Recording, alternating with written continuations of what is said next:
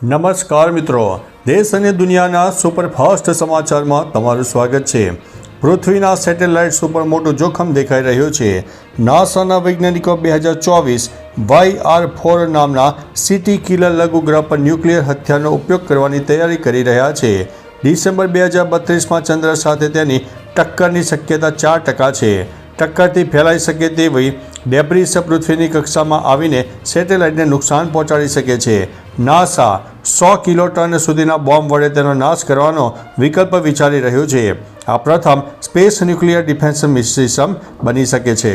મિત્રો, અન્ય મહત્વના સમાચારની વાત કરીએ તો હવે ગેસ કંપનીની મનમાની નહીં ચાલે। મોબાઈલ નંબર પોર્ટેબિલિટીની જેમ હવે ગ્રાહકો ટૂંક સમયમાં કોઈ પણ ગેસ કંપનીમાં પોતાનું કનેક્શન બદલી શકશે।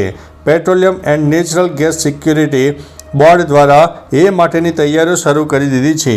PNGRB ઇન્ટર કંપની પોર્ટેબિલિટી લાવી રહ્યું છે, જેનાથી ગ્રાહકોને વધુ વિકલ્પો મળશે અને ગેસ કંપનીઓની સેવામાં સુધારો થશે। આ પગલું ગ્રાહકલક્ષી સુધારા તરફનું એક મોટું પગલું માનવામાં આવી રહ્યું છે। મિત્રો, અન્ય મહત્વના સમાચારની વાત કરીએ તો જનધન ખાતા ધારકો સાવધાન। ગઈકાલે હતી છેલ્લી તારીખ। 10 વર્ષ જૂના જનધન ખાતાઓ માટે ફરીથી KYC ફરજિયાત બન્યું છે, જેની અંતિમ તારીખ 30 સપ્ટેમ્બર 2025 છે। 2014-15માં યોજના શરૂ થઈ ત્યારે ખાતા ખોલાવનારાઓને જો આ તારીખ સુધીમાં KYC નહીં કરાવ્યું હોય તો તેમના ખાતા સ્ટોપ કરી દેવામાં આવશે। આનાથી તેમાં વ્યવહારો અટકી જશે અને સરકારી સબસિડી મેળવવામાં પણ મુશ્કેલીનો સામનો કરવો પડી શકે છે। મિત્રો, અન્ય મહત્વના સમાચારની વાત કરીએ તો ભારતનું પ્રથમ AI કમાન્ડ મંદિર।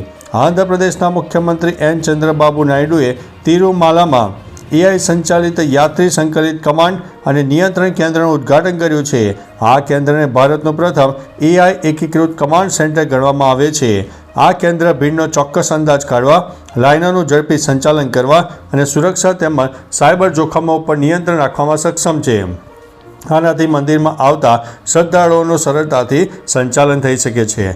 મિત્રો, અન્ય મહત્વના સમાચારની વાત કરીએ તો કિન્નરોને રોડ પર દોડાવીને માર્યા। અમરેલીના સાવરકુંડલામાં કિન્નરોનો ત્રાસ ફરી સામે આવી રહ્યો છે। બસ સ્ટેન્ડ નજીક કિન્નરોના ટોળાએ એક વેપારી પાસેથી 2000 રૂપિયા બળજબરીથી ઉઘરાવવાનો પ્રયાસ કર્યો, પરંતુ વેપારી અને સ્થાનિકો સામે આવતા ટોળા પર પ્રતિકાર કર્યો। લોકોએ કિન્નરોને જાહેરમાં દોડાવીને માર્યા, જેમાં CCTV ફૂટેજમાં કિન્નરને અનેક જગ્યાએ વાગ્યા હોવાના દ્રશ્યો પણ સામે આવ્યા છે અને નકલી વીગ પણ પડી ગયેલા દ્રશ્યો પણ સામે આવ્યા છે।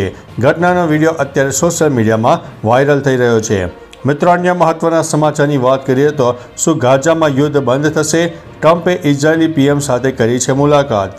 અમેરિકી રાષ્ટ્રપતિ ડોનાલ્ડ ટ્રમ્પે ઇઝરાયેલી PM નેતન્યાહુ સાથે મુલાકાત કર્યા બાદ જાહેર કર્યું છે કે ગાઝામાં યુદ્ધ વિરામ માટે 20 મુદ્દાની યોજના તૈયાર કરવામાં આવી છે।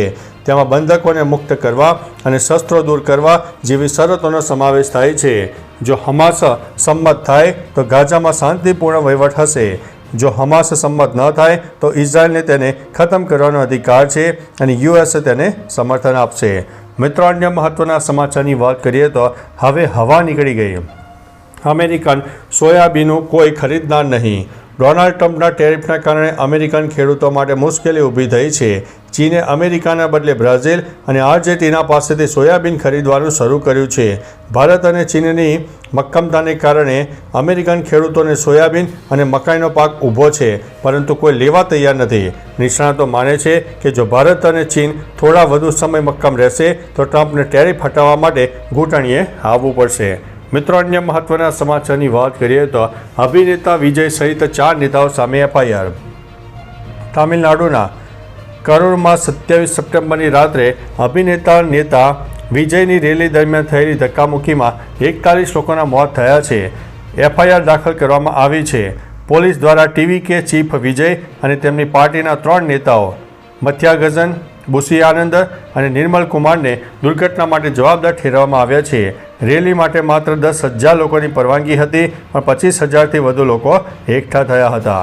મિત્રો, અન્ય મહત્વના સમાચારની વાત કરીએ તો બનાસ ડેરીની 15 બેઠકો બિનહરીફ। બનાસ ડેરીની નિયામક મંડળની 16 બેઠકોમાંથી 15 બેઠકો બિનહરીફ બની છે। સોમવારે ઉમેદવારી પરત ખેંચવાના અંતિમ દિવસે ભાજપે પોતાના સત્તાવાર ઉમેદવારો જાહેર કર્યા બાદ હરીફ ઉમેદવારોએ દાવેદારી છોડતા મોટાભાગની બેઠકો પર સ્પર્ધા રહી હતી। માત્ર દાતા બેઠક ઉપર ભાજપ સમર્થિત પરમાર, અમરજીત અને દિલીપસિંહ બારડ મેદાનમાં રહ્યા હતા. હવે આ બેઠક માટે ચૂંટણીની ઔપચારિકતા પૂર્ણ થશે અને શંકર ચૌધરી ત્રીજી વાર ચેરમેન બનશે.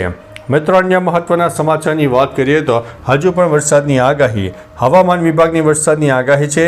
નવરાત્રિના છેલ્લા દિવસે પણ વરસાદ પડી શકે છે. રાજ્યમાં છૂટોછવાયો વરસાદ થઈ શકે છે. ખાસ કરીને દક્ષિણ ગુજરાત, સૌરાષ્ટ્ર અને કચ્છમાં હવે વરસાદની સંભાવના રહે છે. ઉપરાંત સૌરાષ્ટ્રના પોરબંદર, જૂનાગઢ, ગીર સોમનાથ અને દીવમાં પણ એલર્ટ આપી દેવામાં આવ્યું છે. મિત્રો, અન્ય મહત્વના સમાચારની વાત કરીએ તો ઈવી વાહનોમાં અવાજ ફરજિયાત. કેન્દ્રનો મોટો નિર્ણય. કેન્દ્ર સરકારે ઇલેક્ટ્રિક વાહનો ઈવીમાં અકસ્માતનું જોખમ ઘટાડવા માટે ધ્વનિક વાહન ચેતવણી પ્રણાલી ફરજિયાત બનાવવાનો પ્રસ્તાવ મૂક્યો છે. અવાજ વગરના ઈવીથી રાહદારીઓ અને દ્રષ્ટિહીનોને થતા અકસ્માતો અટકાવવા આ સિસ્ટમ કૃત્રિમ અવાજ ઉત્પન્ન કરશે. આ નિયમ નવા ઈવી મોડેલો માટે 1 ઓક્ટોબર 2026થી અને હાલના મોડેલો માટે 2027થી લાગુ પડશે. મિત્રો, અન્ય મહત્વના સમાચારની વાત કરીએ તો ટીમ ઇન્ડિયા મુંબઈ પહોંચી. પાકિસ્તાનને જવાબ આપવો જરૂરી હતો. એશિયા કપ જીત્યા બાદ ભારતીય ટીમ સોમવારે મોડી રાત્રે મુંબઈ એરપોર્ટ ઉપર પહોંચી ગઈ, જ્યાં તેમનું ઉષ્માભર્યું સ્વાગત કરવામાં આવ્યું. ટ્રોફી વિવાદ અંગે કેપ્ટન સૂર્યકુમાર યાદવે કહ્યું છે કે પાકિસ્તાનને જવાબ આપવો જરૂરી હતો. સૂર્યાએ કોચ ગંભીર સાથેના પોતાના ગાઢ સંબંધો વિશે પણ વાત કરી અને કહ્યું કે તેમનો સંબંધ ભાઈ જેવો છે. સૂર્યાના નિવેદનને ફરીથી પાકિસ્તાન સાથેના વિવાદને ચર્ચામાં લાવી દીધો છે. મિત્રો, અન્ય મહત્વના સમાચારની વાત કરીએ તો સુરતમાં સાયબર ફ્રોડ.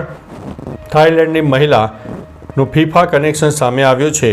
સુરતમાં બેંક ખાતા ભાડે આપવાના કૌભાંડમાં 19 કરોડના ટ્રાન્ઝેક્શન થયાનો પર્દાફાશ થયો છે, જેમાં થાઇલેન્ડની ફીફા નામની મહિલાનું કનેક્શન ખુલ્યું છે.